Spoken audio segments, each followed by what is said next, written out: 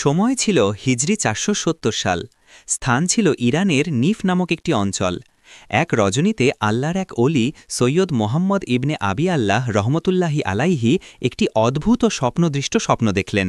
তিনি দেখতে পেলেন সমস্ত পৃথিবী থেকে অসংখ্য মানুষ একত্রিত হয়েছে এক বিশাল ময়দানে। তাদের সকলের চোখ আটকানো রয়েছে এক জায়গায়। তিনি অনুসরণ করলেন তাদের দৃষ্টি এবং দেখলেন এক জ্যোতির্ময় ব্যক্তিত্ব, যিনি সমগ্র ময়দানকে আলোকিত করে আছেন। লোকেরা তাকে গাউসুল আজম, বড় পীর বলে ডাকছিল। সেই স্বপ্নে তিনি দেখলেন মহানবী হজরত মোহাম্মদ সাল্লাল্লাহু আলাইহি ওয়াসাল্লামকে। তিনি বলছেন, হে মোহাম্মদ, এই হলো তোমার উম্মতের একজন মহান অলি। তার নাম হবে আব্দুল কাদের। সে আমার দিনকে শক্তিশালী করবে এবং অসংখ্য মানুষকে সিরাতুল মুস্তাকিমের পথ দেখাবে। তার মাধ্যমে আমি আমার রহমতের দরজাগুলো খুলে দেব। সৈয়দ মোহাম্মদ ঘুম থেকে জেগে উঠলেন। তার হৃদয় ছিল বিস্ময়ে ও আনন্দে পরিপূর্ণ।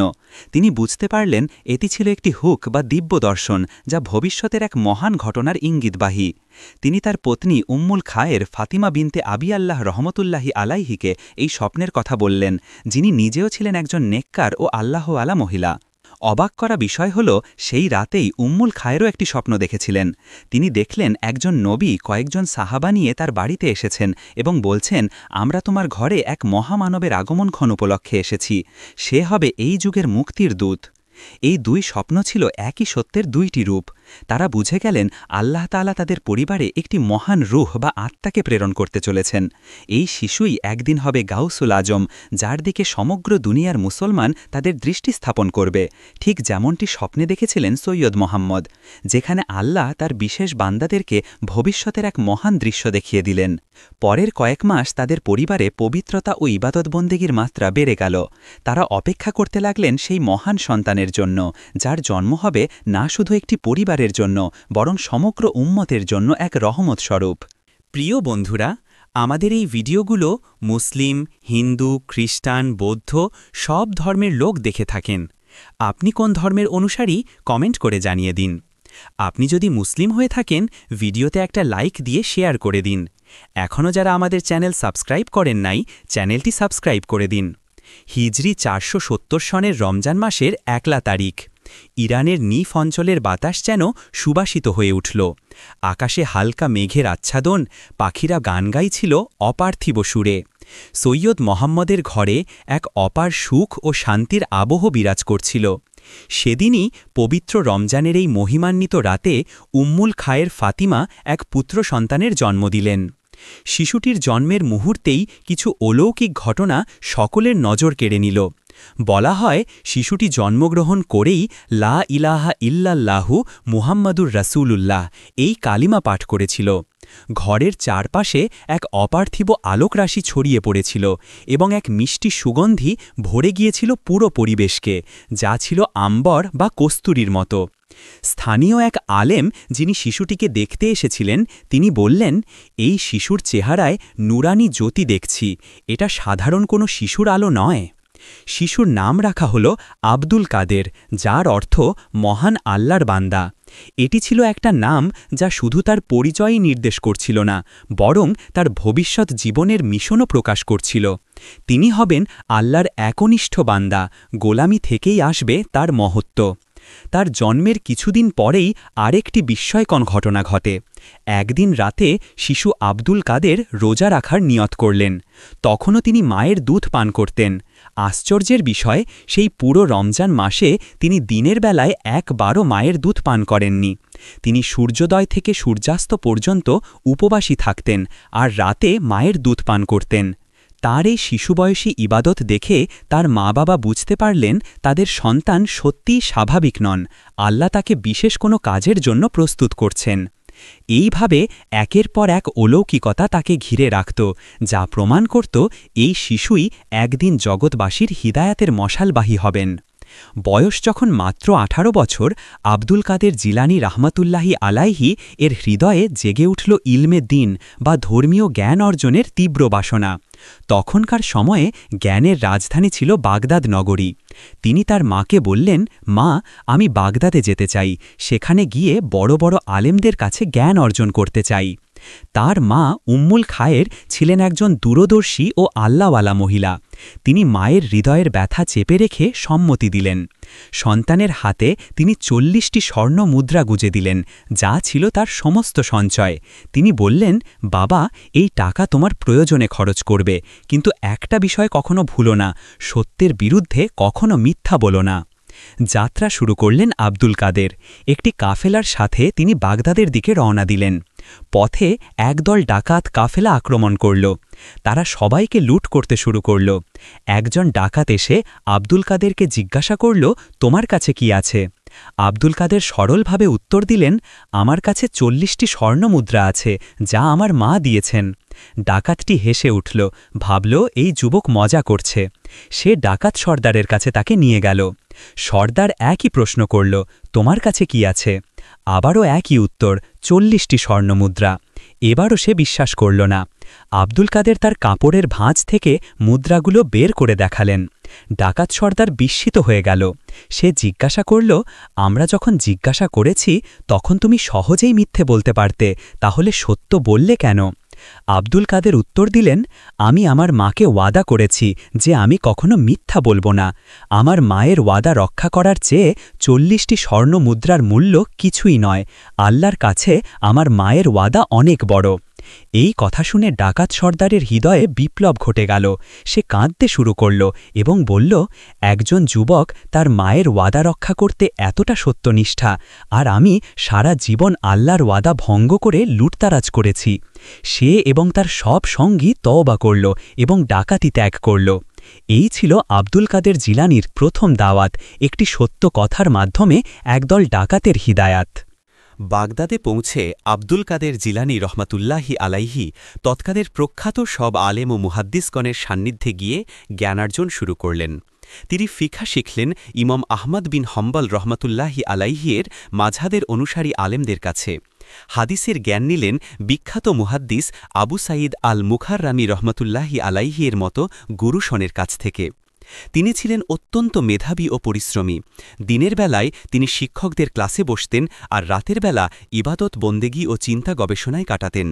কথিত আছে তিনি প্রায় ২৫ বছর বাগদাদের একটি মসজিদের একান্ত নির্জন স্থানে খালোয়াত বসবাস করেছিলেন, যেখানে তিনি কোরআন, হাদিস ও ফিকহের গভীর জ্ঞান অর্জনের পাশাপাশি রিয়াজত বা আত্মশুদ্ধির চর্চা করতেন। এই সময়ে একটি বিখ্যাত অলৌকিক ঘটনা ঘটে। একদিন তিনি একটি বাগানে ছিলেন। সেখানে একটি পাথরের ওপর বসে তিনি আল্লাহর জিকিরে মগ্ন ছিলেন। হঠাৎ পাথরটি কথা বলে উঠল। পাথর বলল, হে আব্দুল কাদের, আল্লাহ তাআলা আমাকে আদেশ করেছেন তোমাকে একটি বার্তা দেবার জন্য। আব্দুল কাদের বিস্মিত হয়ে জিজ্ঞাসা করলেন, কি বার্তা? পাথর বলল, তুমি মানুষকে আল্লাহর পথে ডাকতে যাও, আল্লাহ তোমাকে এই দায়িত্ব দিয়েছেন। এই ঘটনা তাকে গভীরভাবে নাড়া দিল। তিনি বুঝতে পারলেন তার নির্জনবাসের সময় শেষ হয়েছে। এখন সময় হয়েছে জ্ঞানের আলোকে মানুষের মধ্যে ছড়িয়ে দেওয়ার। তিনি তার শিক্ষকদের কাছ থেকে অনুমতি নিয়ে মানুষকে দাওয়াত দেওয়া শুরু করলেন। তার বক্তৃতায় ছিল এমন এক জাদুকরী প্রভাব যা শক্ত করে ধরে রাখত শ্রোতাদের হৃদয়ে। শুধু মানুষ নয়, জানা যায় পশু পাখিরাও তার বক্তব্য শুনতে আসত। একদিন তিনি বক্তৃতা দিচ্ছিলেন। হঠাৎ একটি বনবিড়াল এসে তার পাশে বসল এবং মনোযোগ দিয়ে তার কথা শুনতে লাগল। এটি ছিল আল্লাহর পক্ষ থেকে একটি নিদর্শন, যাতে মানুষ বুঝতে পারে এই ব্যক্তির কথায় রয়েছে সার্বজনীন সত্যের আহ্বান, যা সকল সৃষ্টিকে স্পর্শ করে। একবার হজরত আব্দুল কাদের জিলানী রহমতুল্লাহি আলাইহি তার কিছু শিষ্য নিয়ে একটি মরুভূমি পাড়ি দিচ্ছিলেন। যাত্রাপথে প্রচণ্ড গরম ও পানির অভাবে তারা সবাই অস্থির হয়ে পড়লেন। তাদের সঙ্গে থাকা পানি ফুরিয়ে এসেছে। তৃষ্ণায় তাদের প্রাণ ওষ্ঠাগত।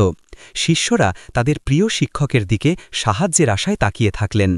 হজরত জিলানী রহমতুল্লাহি আলাইহি সকলকে একত্রিত করে নামাজ পড়লেন এবং আল্লাহর দরবারে ২ রাকাত নফল নামাজ পড়ে মোনাজাত করলেন।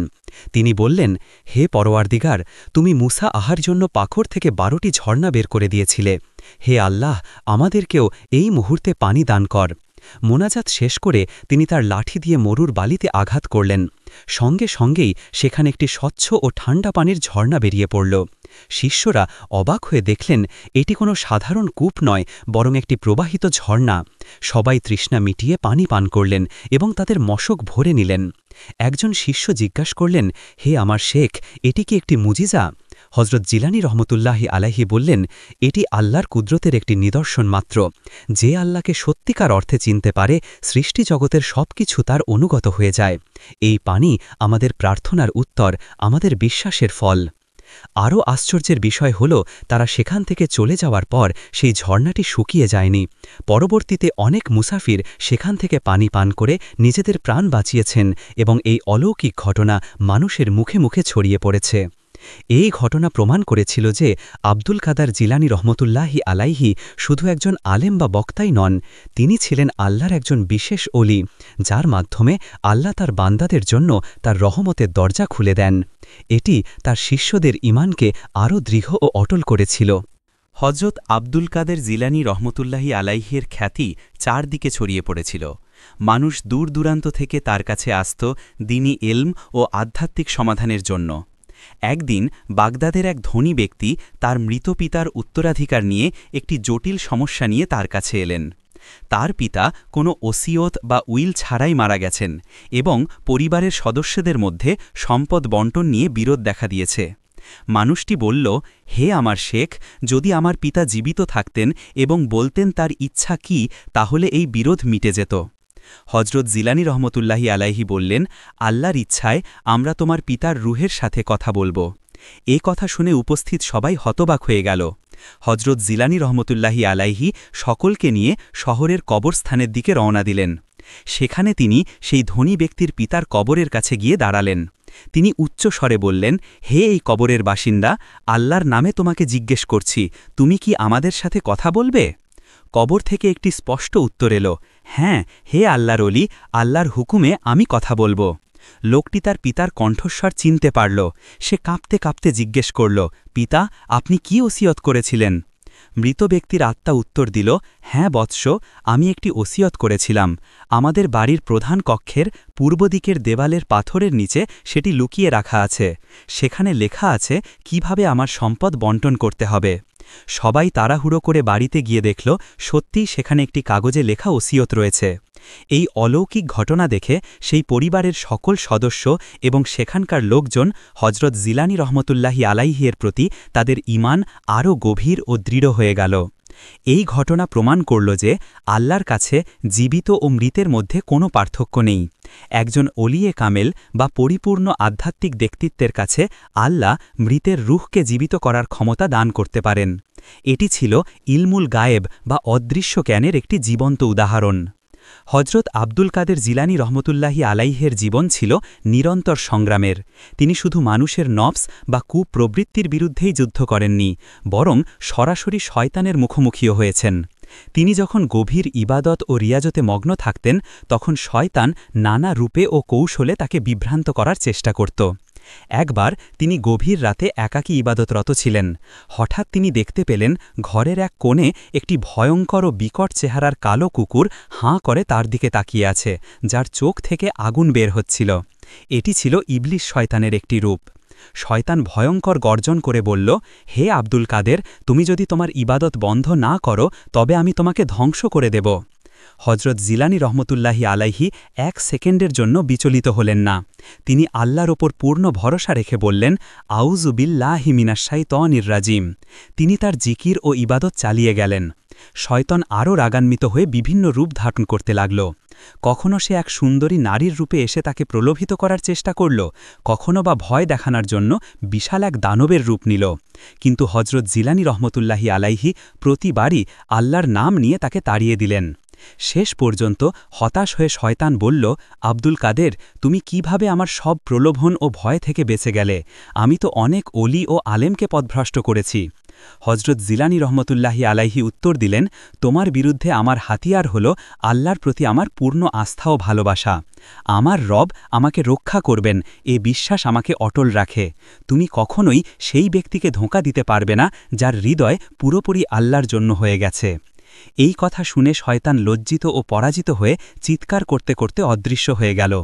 এই ঘটনা হজরত জিলানী রহমতুল্লাহি আলাইহিকে শিষ্যদের কাছে আরও মহিমান্বিত করল। তিনি তাদের শিক্ষা দিলেন যে শয়তানের সবচেয়ে বড় অস্ত্র হল ভয় ও প্রলোভন, আর এর একমাত্র প্রতিজাতীয় হল আল্লাহর ওপর অগাধ ভরসা ও তার শ্রমণ। হজরত আব্দুল কাদের জিলানী রহমতুল্লাহি আলাইহের কারামত বা অলৌকিক ক্ষমতা শুধু তার সামনেই নয়, দূর থেকেও প্রকাশ পেত। বাগদাদ থেকে অনেক দূরে বসবাসকারী এক যুবক গুরুতর রোগে আক্রান্ত হয়। স্থানীয় সকল হাকিম ডাক্তার তার রোগ সারাতে ব্যর্থ হয়। যুবকটি এতই দুর্বল হয়ে পড়ে যে মৃত্যুই যেন তার একমাত্র অপেক্ষা। তার মা, একজন আল্লাহওয়ালা মহিলা, এক রাতে একটি স্বপ্ন দেখেন। স্বপ্নে তাকে বলা হয়, বাগদাদের শেখ আব্দুল কাদের জিলানীর কাছে সাহায্য চাও, তিনি একমাত্র তোমার সন্তানকে সুস্থ করতে পারবেন। মা তার পুত্রের অবস্থা নিয়ে খুবই চিন্তিত ছিলেন। তিনি কিভাবে বাগদাদে যাবেন তা নিয়ে চিন্তা করতে লাগলেন। কিন্তু অর্থের অভাবে এবং দূরত্বের কারণে সফর করা তার পক্ষে সম্ভব ছিল না। তখন তিনি এক অভিনয় পন্থা বেছে নিলেন। তিনি একটি চিঠি লিখলেন, যেখানে তার পুত্রের সব বিবরণ লিখে শেষে লিখলেন, হে আল্লাহর ওলি, আপনি দূর থেকেই আমার সন্তানকে সুস্থ করে দিন। চিঠিটি তিনি একটি বিশ্বস্ত ব্যক্তির মাধ্যমে বাগদাদে হজরত জিলানী রহমাতুল্লাহি আলাইহের কাছে পাঠিয়ে দিলেন। হজরত জিলানী রহমাতুল্লাহি আলাইহি চিঠিটি পড়লেন। তিনি কিবলামুখী হয়ে বসে আল্লাহর দরবারে দোয়া করলেন। তারপর তিনি তার এক শিষ্যকে বললেন, এক গ্লাস পানি নিয়ে এসো। শিষ্য পানি নিয়ে এলে হজরত জিলানী রহমাতুল্লাহি আলাইহি সেই পানির ওপর ফুঁ দিয়ে কিছু আয়াত তেলাওয়াত করলেন। তারপর তিনি শিষ্যকে বললেন, এই পানি দ্রুত সেই যুবকের কাছে পৌঁছে দাও। শিষ্য দৌড়ে দৌড়ে সেই দূরের গ্রামে গেলেন এবং যুবকটিকে সেই পানি পান করালেন। অলৌকিকভাবে যুবকটি সাথে সাথেই সুস্থ বোধ করতে লাগল। কয়েক ঘণ্টার মধ্যেই তার জ্বর ছেড়ে গেল এবং সে সম্পূর্ণরূপে সুস্থ হয়ে উঠল। এই ঘটনা চারিদিকে ছড়িয়ে পড়লে মানুষ বুঝতে পারল যে হজরত জিলানী রহমাতুল্লাহি আলাইহের স্পিরিচুয়াল পাওয়ার বা রুহানি শক্তি সময় ও স্থানের সীমানা অতিক্রম করে। আল্লাহ তার প্রিয় বান্দাকে যে মর্যাদা দেন তাতে দূরত্ব কোনো বাধাই নয়। এটি মানুষকে আল্লাহর অলিদের প্রতি বিশ্বাস ও ভালোবাসা আরও গভীর করতে শিখিয়েছিল। হজরত আব্দুল কাদের জিলানী রহমাতুল্লাহি আলাইহের কারামত বা অলৌকিক ক্ষমতা শুধু তার সামনেই নয়, দূর থেকেও প্রকাশ পেত। বাগদাদ থেকে অনেক দূরে বসবাসকারী এক যুবক গুরুতর রোগে আক্রান্ত হয়। স্থানীয় সকল হাকিম ডাক্তার তার রোগ সারাতে ব্যর্থ হয়। যুবকটি এতই দুর্বল হয়ে পড়ে যে মৃত্যুই যেন তার একমাত্র অপেক্ষা। তার মা, একজন আল্লাহওয়ালা মহিলা, এক রাতে একটি স্বপ্ন দেখেন। স্বপ্নে তাকে বলা হয়, বাগদাদের শেখ আব্দুল কাদের জিলানীর কাছে সাহায্য চাও, তিনি একমাত্র তোমার সন্তানকে সুস্থ করতে পারবেন। মা তার পুত্রের অবস্থা নিয়ে খুবই চিন্তিত ছিলেন। তিনি কিভাবে বাগদাদে যাবেন তা নিয়ে চিন্তা করতে লাগলেন। কিন্তু অর্থের অভাবে এবং দূরত্বের কারণে সফর করা তার পক্ষে সম্ভব ছিল না। তখন তিনি এক অভিনয় পন্থা বেছে নিলেন। তিনি একটি চিঠি লিখলেন, যেখানে তার পুত্রের সব বিবরণ লিখে শেষে লিখলেন, হে আল্লাহর ওলি, আপনি দূর থেকেই আমার সন্তানকে সুস্থ করে দিন। চিঠিটি তিনি একটি বিশ্বস্ত ব্যক্তির মাধ্যমে বাগদাদে হজরত জিলানী রহমাতুল্লাহি আলাইহের কাছে পাঠিয়ে দিলেন। হজরত জিলানী রহমাতুল্লাহি আলাইহি চিঠিটি পড়লেন। তিনি কিবলামুখী হয়ে বসে আল্লাহর দরবারে দোয়া করলেন। তারপর তিনি তার এক শিষ্যকে বললেন, এক গ্লাস পানি নিয়ে এসো। শিষ্য পানি নিয়ে এলে হজরত জিলানী রহমাতুল্লাহি আলাইহি সেই পানির ওপর ফুঁ দিয়ে কিছু আয়াত তেলাবাত করলেন। তারপর তিনি শিষ্যকে বললেন, এই পানি দ্রুত সেই যুবকের কাছে পৌঁছে দাও। শিষ্য দৌড়ে দৌড়ে সেই দূরের গ্রামে গেলেন এবং যুবকটিকে সেই পানি পান করালেন। অলৌকিকভাবে যুবকটি সাথে সাথেই সুস্থ বোধ করতে লাগল। কয়েক ঘণ্টার মধ্যেই তার জ্বর ছেড়ে গেল এবং সে সম্পূর্ণরূপে সুস্থ হয়ে উঠল। এই ঘটনা চারিদিকে ছড়িয়ে পড়লে মানুষ বুঝতে পারল যে হজরত জিলানী রহমাতুল্লাহি আলাইহের স্পিরিচুয়াল পাওয়ার বা রুহানি শক্তি সময় ও স্থানের সীমানা অতিক্রম করে। আল্লাহ তার প্রিয় বান্দাকে যে মর্যাদা দেন তাতে দূরত্ব কোনো বাধাই নয়। এটি মানুষকে আল্লাহর অলিদের প্রতি বিশ্বাস ও ভালোবাসা আরও গভীর করতে শিখিয়েছিল। হিজরি 561 সালের 11ই রবিউস্সানি হজরত আব্দুল কাদের জিলানী রহমতুল্লাহি আলাইহির বয়স হয়েছিল 91 বছর। তিনি বুঝতে পারলেন তার দুনিয়া থেকে বিদায় নেওয়ার সময় ঘনিয়ে এসেছে। তিনি তার সকল শিষ্য, সন্তান সন্ততি ও অনুসারীদেরকে একত্রিত করলেন। তিনি তাদেরকে শেষ উপদেশ দিলেন, আল্লাহকে ভয় করো, তার আদেশ নিষেধ মেনে চলো, নবীজি সাল্লাল্লাহু আলাইহি ওয়াসাল্লামের সুন্নতকে আঁকড়ে ধরো, পরস্পরের মধ্যে ভালোবাসা ও ভ্রাতৃত্ব বজায় রাখো, দুনিয়ার মোহে কখনো আল্লাহকে ভুলো না। সেদিন সন্ধ্যায় তিনি ইন্তেকাল করেন। বলা হয় তিনি কিবলামুখী হয়ে বসে আল্লাহর জিকির করতে করতে এই দুনিয়া ত্যাগ করেন। তার এন্তেকালের মুহূর্তে বাগদাদের আকাশে একটি অপার্থিব আলো দেখা গিয়েছিল এবং লোকেরা দূর থেকে একটি মিষ্টি আওয়াজ শুনতে পেয়েছিল, যেন ফেরেশতারা তাকে স্বাগত জানাচ্ছিল। তার জানাজার নামাজে এত বেশি লোক সমবেত হয়েছিল যে বাগদাদের রাজপথ ও ময়দান পরিপূর্ণ হয়ে গিয়েছিল। মানুষ কাঁদতে কাঁদতে বলছিল, আজ গাউসুল আজম চলে গেলেন। কিন্তু তার মৃত্যু ছিল একটি শারীরিক পরিসমাপ্তি মাত্র। তার শিক্ষা, তার রচনাবলী যেমন গুনিয়াতুত তালিবিন, ফুতুহুল গায়েব এবং তার আধ্যাত্মিক বংশধররা আজও সারা বিশ্বে ইসলামের আলো ছড়িয়ে দিচ্ছেন। তার মাজার শরীফ বাগদাদে একটি পবিত্র স্থান হিসাবে মিলিয়ন্স মানুষ তার বরকত লাভ করতে সেখানে যায়। হজরত আব্দুল কাদের জিলানী রহমতুল্লাহি আলাইহি প্রমাণ করে গেছেন যে একজন স্থির ওয়ালিয়ে কামেল কখনো মরেন না। তিনি বেঁচে আছেন মানুষের হৃদয়ে, তার শিক্ষায় এবং তার অলৌকিক কাহিনীগুলোর মাধ্যমে, যা যুগ যুগ ধরে মানুষের ঈমানকে জাগ্রত ও শক্তিশালী করে চলেছে। তিনি হলেন চিরভাস্বর এক আলোর দিশারি। বন্ধুরা, এই রকম ইসলামিক কাহিনী ও শিক্ষণীয় ভিডিও দেখতে চাইলে আমাদের ইউটিউব চ্যানেলটি এখনই সাবস্ক্রাইব করে দিন। তো দেখা হচ্ছে পরের ভিডিওতে। সেই পর্যন্ত মহান আল্লাহ আমাদের সবাইকে সঠিক পথে থাকার তৌফিক দান করুক। আমিন সুম্মা আমিন।